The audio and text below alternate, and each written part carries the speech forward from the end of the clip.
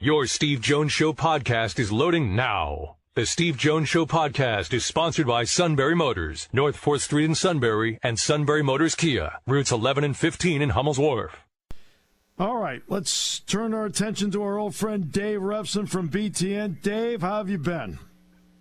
I am doing great, Steve. We just rolled into West Lafayette, stop number 14 on our tour of the Big Ten, but who's counting? And so, we wrap up the tour tomorrow, but it's been really a great few weeks here, and I've learned quite a bit and obviously had the chance to chat with a lot of people and watch a lot of football, and always fun. Yeah, I know. The day you were in, I was doing baseball, so I missed you. So when you guys came in. So when you were here at Penn State, what were your impressions? Man, it's so long ago. I'm trying to remember. I know. Yeah, no, I'm good. Really, I think pretty positive. It felt like, to me, kind of the big questions were offensive line deficiency and developing a run game. And it felt like they were definitely better on the offensive line. And then, I really like Nick Singleton and Kaytron Allen when we were there. Both those guys are really impressive. So I think they'll have a better run game. And then, the star power they lost on defense and kind of integrating Manny Diaz. And, kind of hard to tell for me schematically. I wouldn't say I'm an expert there, but, Manny Diaz comes with a really great track record, and the guys seem to have taken to him well, and they definitely have a lot of talent. So, yeah, I came away, pretty positive. I think we've probably seen two teams in the East that maybe jumped out a little bit more, frankly, in Ohio State and Michigan. But I think Penn State is right there in the conversation, and you kind of feel like those games will come down to, who makes one play here or there to win them. All right, so when you looked at the other places, give me a couple things that really stuck out to you, whether it's athleticism or depth, about a couple of other places you went to, Dave. Well, it does start with Ohio State, I think, Steve. They just, even when they don't win the league, which, they didn't last year, they still physically were the most impressive team that we saw in preseason last year, which tells you something, right? The most impressive team doesn't always win it. But that was the case again, I'd say, this year, although I've got to say it felt like the gap closed pretty significantly with Michigan. Now, Michigan was really impressive yesterday. It was as good a practice as we've seen. Offensively, they're really good. They don't have, there's a difference between C.J. Stroud and Michigan's quarterbacks. But I got to tell you, the ball rarely hits the ground with Cade McNamara. He makes fabulous decisions. He was really good yesterday. They've got an outstanding wide receiver group, and their offensive line is, it's wow. It's really, really impressive. So I'm not sure the gap is that significant. I would say that Michigan has probably closed it a little bit, just kind of based on what we saw one day of practice. I think it's fair to point out that Michigan was further along than Ohio State and Penn State when we saw them in terms of where they were on the calendar. So if you're a week more into practice, maybe you look a week better, and maybe that accounts for a little bit of it. But that was eye-opening yesterday, how good Michigan was. What did you think of, you mentioned Cade McNamara, what did you think of J.J. McCarthy? Look, I think J.J. McCarthy athletically is superior to Cade McNamara. I don't think there's a question about that. I'm not sure many people would debate it. But, man, Cade McNamara, we saw a lot of team with Michigan yesterday. And that's the other thing, right? It's kind of like, what do you happen to see at that practice? Kind of where are they on the schedule? What are they doing? It was a team-intensive day. And so you're able to really gauge, I think, a little bit more just in kind of decision-making. Man, he makes great decisions with the ball. He always puts it in the right place. So it's not so much an indictment of J.J. McCarthy in any way. It's just, if you're as talented as Michigan is, I don't know whether kind of that risk-reward of J.J. is worth it. I mean, that's not to say you wouldn't use him some, and much the way they used him some last year. But it's just that I'm not sure why you would go away from Cade McNamara, just, again, based on what we saw because of the decisions he makes and his accuracy. And, he's just really sound. Okay. This is, by the way, year 15 for BTN, or the 15 years now at BTN. Yep. And you've been on board since day one.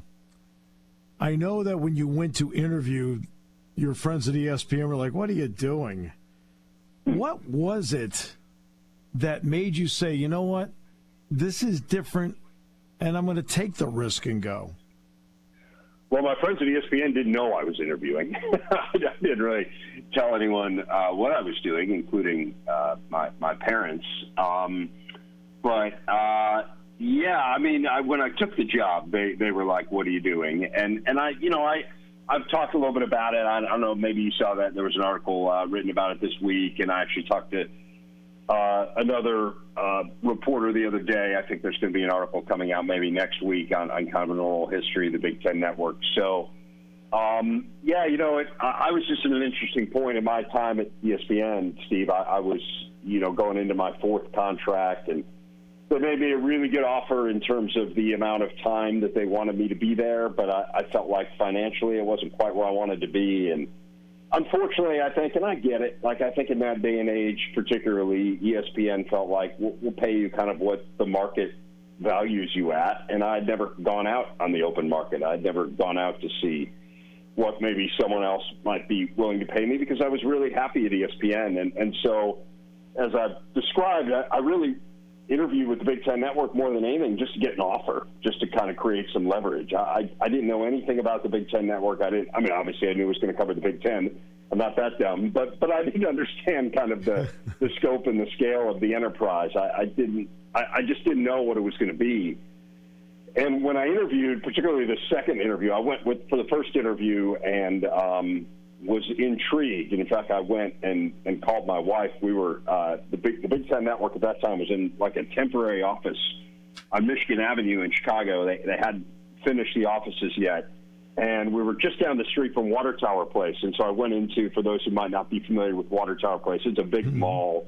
Yeah. And I went like into the darkest, deepest corners of one of the department stores where I was convinced that no one would know who the heck I was.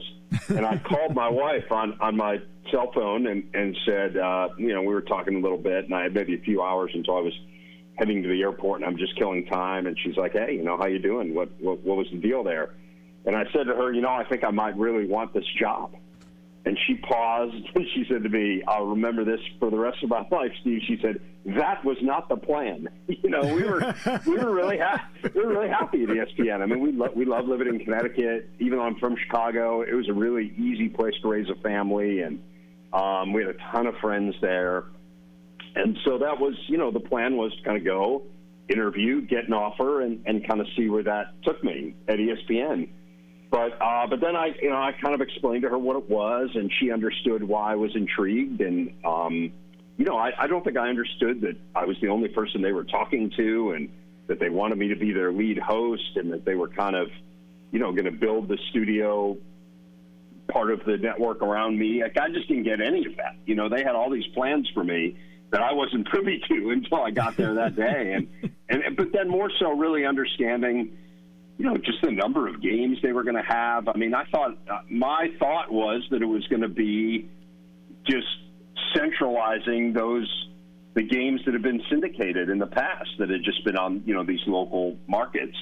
So when I understood that it wasn't really that, I was kind of intrigued. And then they had me out maybe a week or two later, I think, to meet with Mark Silverman and Jim Delaney. And that was when I was totally sold. I just absolutely was blown away by both of those guys. And kind of, I remember thinking to myself, maybe, 15 or 20 minutes into this dinner we were having, I thought to myself, I'm going where they're going. Wherever these guys want to take me, I'm on board. I just was so impressed. I didn't know either one of them. I'd met Jim in passing one time in a press box. I'd never met Mark. And I was just blown away. And so then then kind of let my wife know what was going on, that I was, that if they made me an offer that I really want to consider it very seriously, and they did within a matter of days, and kind of wasn't all that interested, frankly, in whatever ESPN's counter was at that point. ESPN treated me really well on my way out the door. They were fabulous. I think I was one of the few people ever to announce that I was leaving ESPN and remain on the air. They kept me on the air for about 6 more weeks, and did the same shows I was always doing, and it wasn't like, they buried me on some sort of miserable shift or anything. So it was very cordial, but yeah, I think in that interim period where I was still in Bristol and still doing shows, to your original question here maybe 5 minutes ago, I definitely got some confused looks from people and kind of why in the world would you walk away from this to do that? But I really never doubted it. That time where I was kind of walking around, I remember walking around the campus there in Bristol one of my last days and kind of thinking to myself, I'm supposed to have these doubts and regrets, but I was just so excited for the next chapter. I was really ready to go and really never had a second thought that it was the right move for me. And that being said, honestly, Steve, I had high hopes for it, but it has exceeded my expectations. It's even better than I thought it was going to be, and again, I thought it would be pretty good. Yeah, I know the feeling because in my job I feel this. When TV contract that comes out, and of course with USC and UCLA is going to be expanded inventory anyway, but it gives BTN up to 50 football games a year eventually in this deal. How exciting is that for the network that there's an increase in inventory? It's fantastic. Again, I think this is just a great day for the Big Ten, period, with this announcement today. On so many levels, but certainly it's a great day for the Big Ten Network. We will play a very prominent role in all of this. As you said, the number of games increases for us going forward in this contract, and obviously we'll be very much the home of basketball as we have been in all the Olympic sports. So, yeah, it's a great day. Yes. I'm excited. I'm fired up. I obviously want to learn more. Being on the road, I'm not in a position to speak to, kind of everyone in charge there in Chicago, but I'll do that next week. But I know that they were really enthusiastic kind of as news of this started to leak here a couple weeks ago, and I had a chance to interact with some people then. And yeah, I can't see it as anything but positive for us. This has been such an amazing ride. It's incredible to think it will be 15 years here at the end of August, our 16th season of covering the Big Ten, and I'm just fired up to see what the next 15 look like.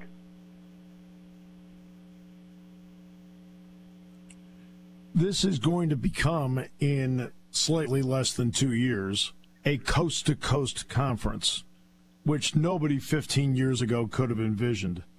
When you look at the addition of USC and UCLA to go with the dynamic of what the Big Ten already has, what does this do, in your opinion, for the Big Ten and also for the network? Well, it does. It makes it a national league. And I would say this. I think one thing that has really struck me, and I've said this a lot, Steve, I've used this line before. There are 6 million plus living Big Ten alumni, and I've always kind of said I'm honored to be the one who gets to sit there and present the games of these schools that mean so much to these people. And I think that has really been reinforced to me. And we've been a national network for a long time in the sense that I can go to California and, this happens, right? Mm-hmm. Like kind of wherever I go. I was in Alaska 5-6 summers ago, and someone comes up and introduces themselves and tells me they're a Nebraska fan living up there and what a lifeline we've been for them. So anywhere you go in this country, the Big Ten Network has already touched people. The Big Ten Network is already significant in people's lives because of the national scope of those 6 million plus alums. The difference now is that we're going to have schools from coast to coast.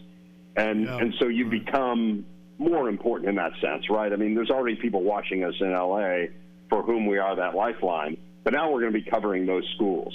And so that to me is the difference. And now maybe, I don't know if that number goes from $6.5 million to whatever it is. Maybe it's $7.5 million, $8 million. I guess I don't know the number of living alums for USC and UCLA. I'll have to find it out so I can revise my numbers upward.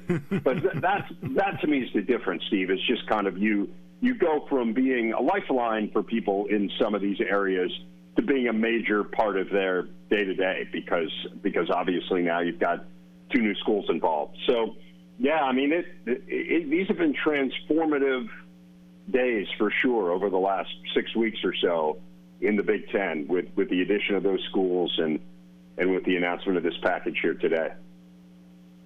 Dave, it's always a pleasure. Enjoy seeing Purdue tomorrow, and look forward to seeing you down the road. You're the best at what you do. All right, my friend, right back at you. Thanks so much for your time. Appreciate it.